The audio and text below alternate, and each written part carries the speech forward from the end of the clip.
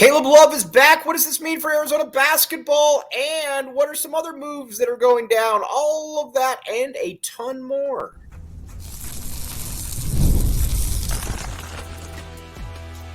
You are Locked On Wildcats, your daily podcast on the Arizona Wildcats.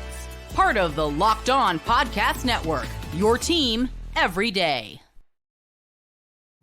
Thanks for keeping it Locked On Wildcats. I'm your host, Mike Luke. All right, as we've been telling you for a while now, Caleb Love is back. Very, very good news for the University of Arizona.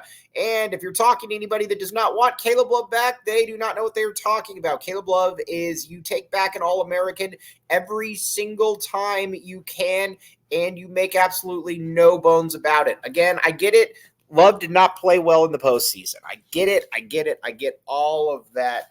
But at the end of the day, he is still an All-American. We will take those any way we can get them. Now, what to expect from him? I expect him to be an All-American again. I expect him to be in contention for being the National Player of the Year. He's got that kind of skill to him. And something that I think a lot of people need to understand is that he is very, very well thought of by this coaching staff and by his teammates. He is very well liked. He has done things the right way. And honestly, he's been a joy for this Arizona coaching staff to coach, and they will be very, very open about that.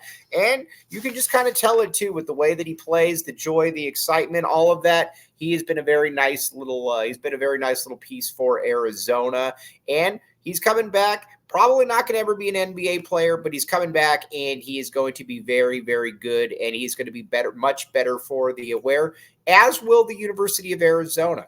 Keep in mind, too, this is Arizona needs bucket getters. And again, I get that Caleb Love did not play well in the postseason, but Arizona also needs guys that want to be able to get to the basket, that can score the ball. We saw that last year. You have a lot of guys that couldn't really do that, and Caleb Love is definitely one of those guys. He did the process the right way. I think that everybody is excited to have him back, and honestly, this was something that, I think people knew for a long time was going to happen. Keep in mind, NIL has changed absolutely everything when it comes to this. It makes all the sense in the world for him to come back. If you're not an NBA player, why not come back? Probably make about $400,000 or $500,000 in the process, and leave here as a beloved Wildcat. I think he's got some unfinished business to attend to. And if you're Arizona, you definitely want him in the Big 12. Not only do you want him in the Big 12, you want him in, because KJ Lewis and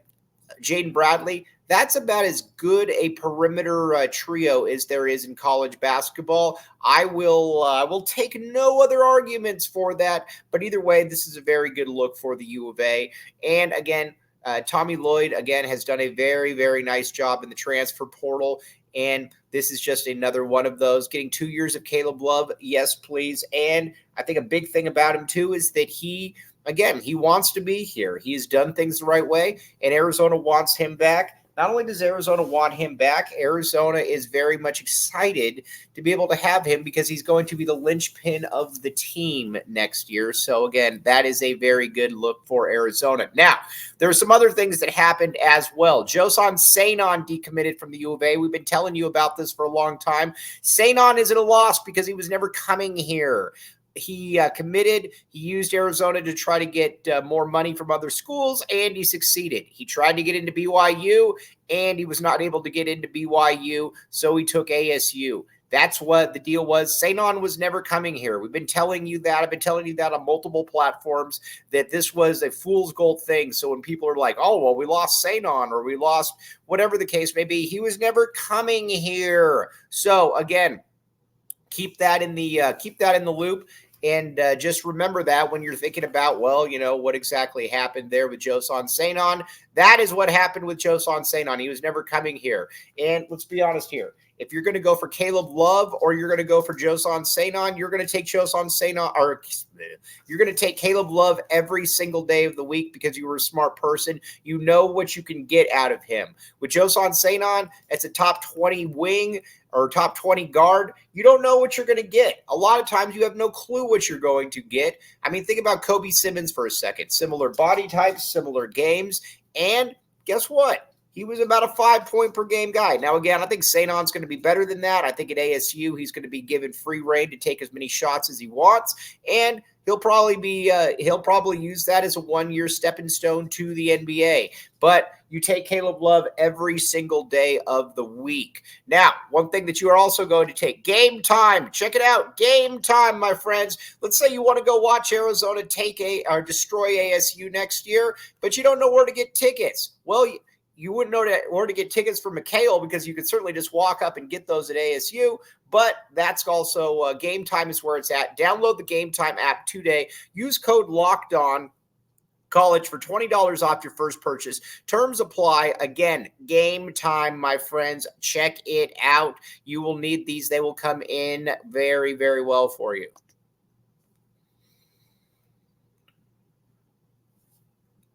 Thanks for keeping it locked on Wildcats and making this your first listen of the day. I am your host, Mike Luke. All right, now, Joson Sanon, who was never coming here. Then Jamari Phillips. Now, I will say, I like Jamari Phillips. I like his game, and I like his father.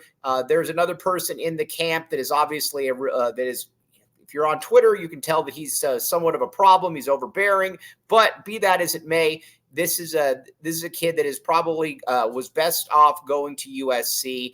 I don't know. The Arizona coaches did not expect much of a contribution from him this year. They could not really promise him that role, and he bounced. I will say that, in spots like this, I think it's important to know that you don't wish the kid any ill will. If there's somebody around him that's kind of a putz or whatever, so be it.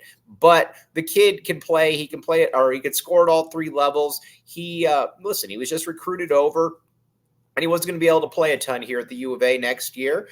We're in a different era now. The days of Jason Terry coming in to sit and take his time, those days are over. Kids want to play immediately, and he wants to play immediately, and I get it. I got no problem with it.